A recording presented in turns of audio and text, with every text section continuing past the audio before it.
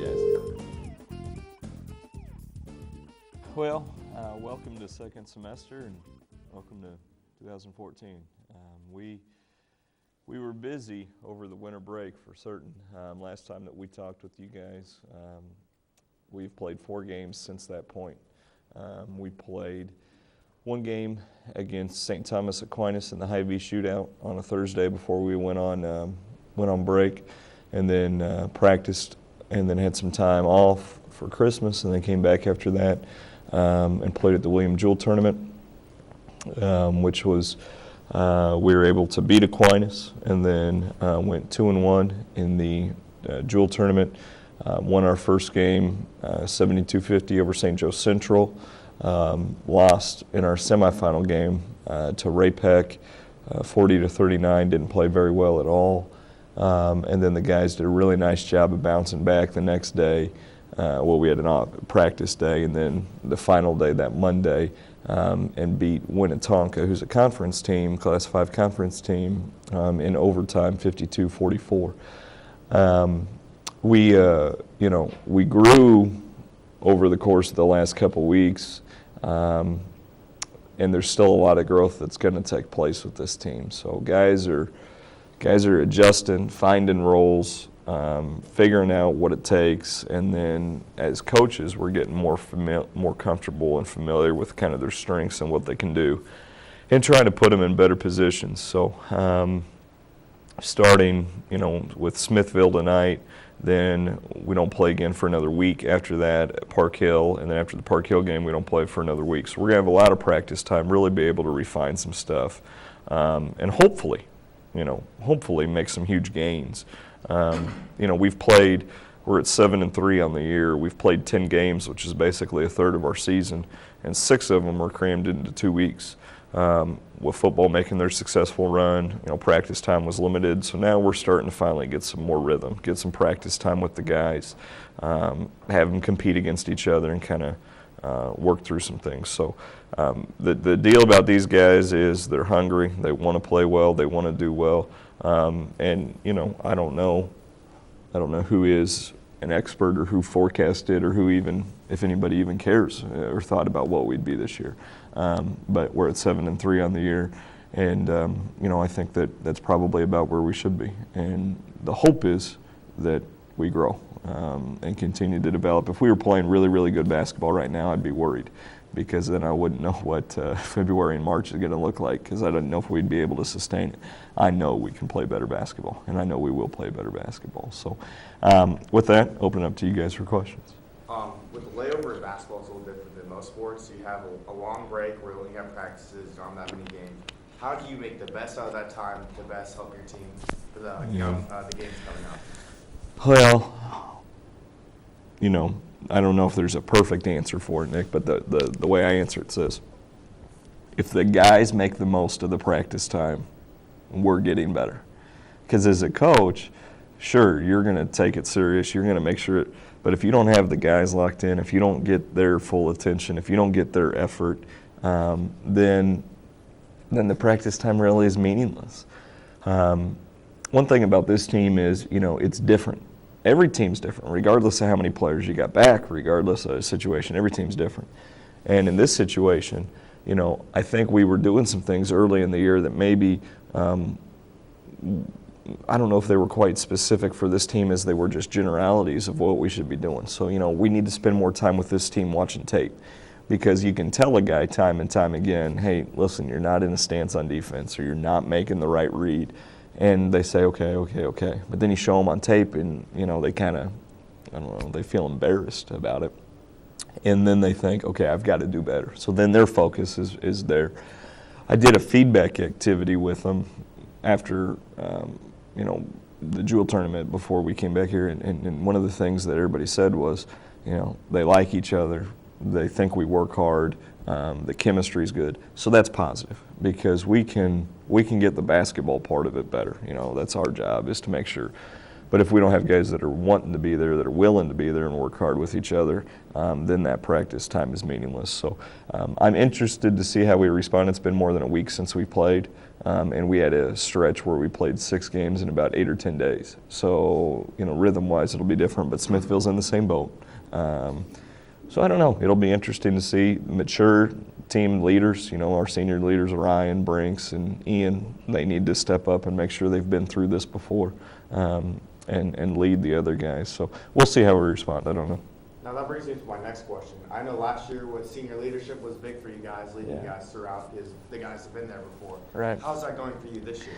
It's developing. I mean, Our senior leadership last year was so unique because those guys were, in essence, leaders for 3 years.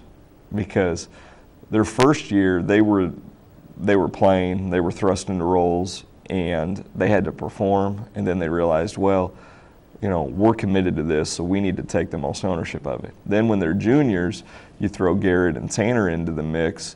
Garrett and Tanner had their strengths as leaders, but those other guys were still doing their own thing to lead. And then obviously last year, they ran the team. They did everything.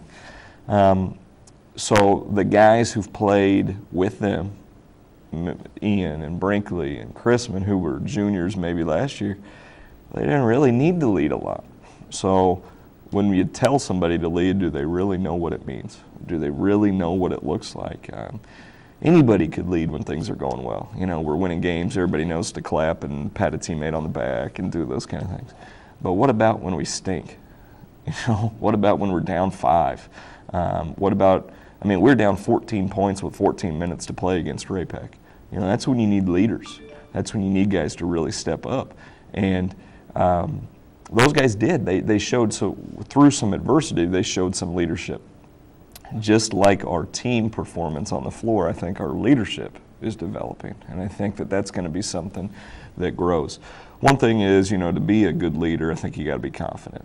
Not arrogant, but you got to be confident. And I think that that's something that is the biggest thing that we're working with right now is we got to get guys confident. So then they know that it's okay for them to lead in certain ways. Be a good leader, you got to have followers. So you got to be able to have people that'll do what you need them to.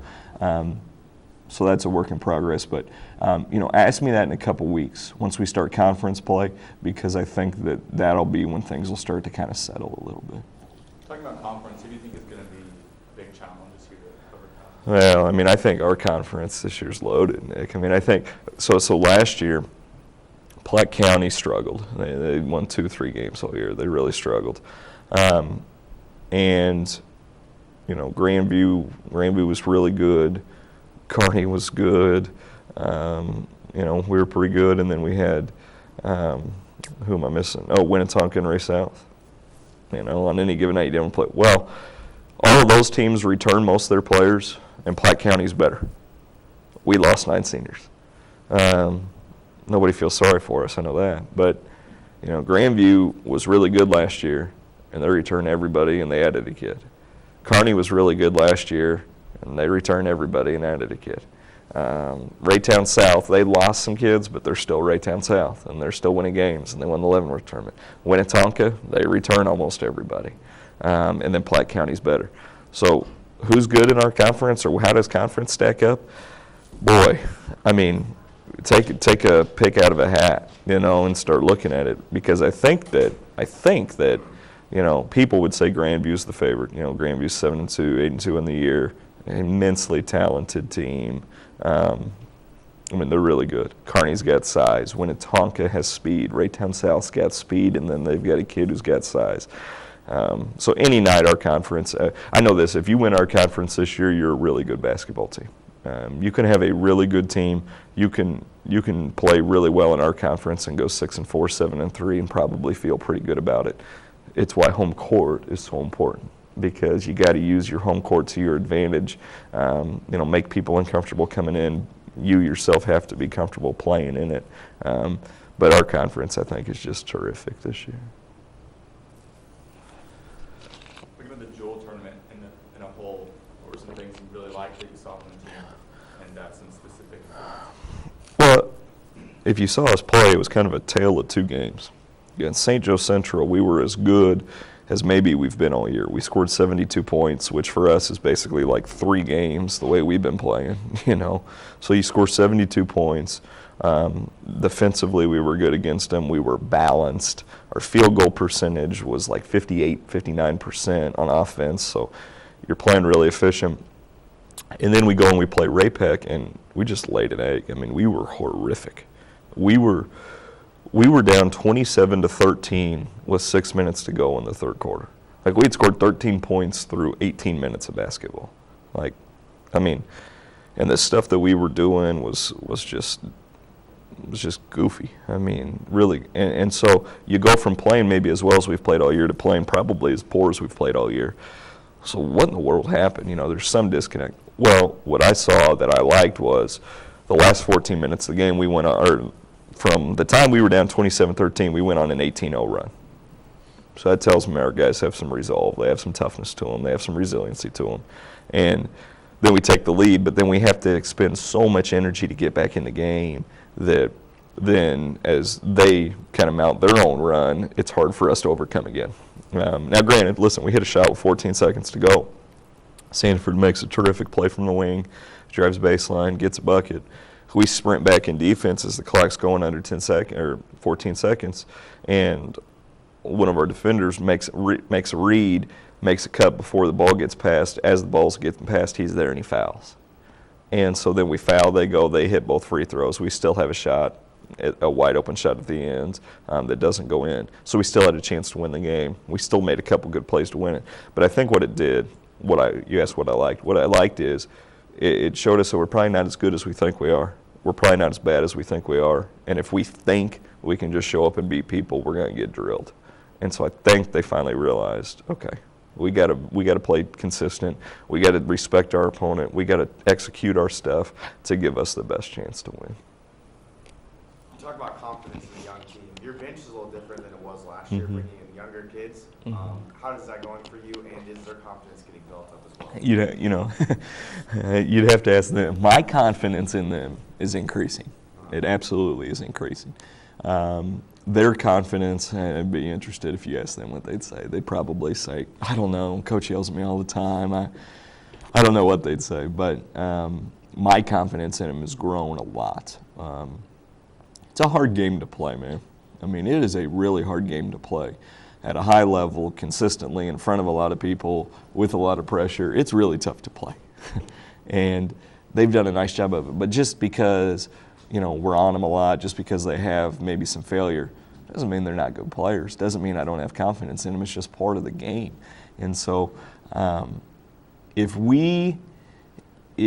our guys have as much confidence internally in themselves as we do as a staff in them, then we're going to be okay. But yeah, your question, 4 new guys are starters. Even though they played, they're starters instead of reserves. And anybody who comes off our bench is reserves.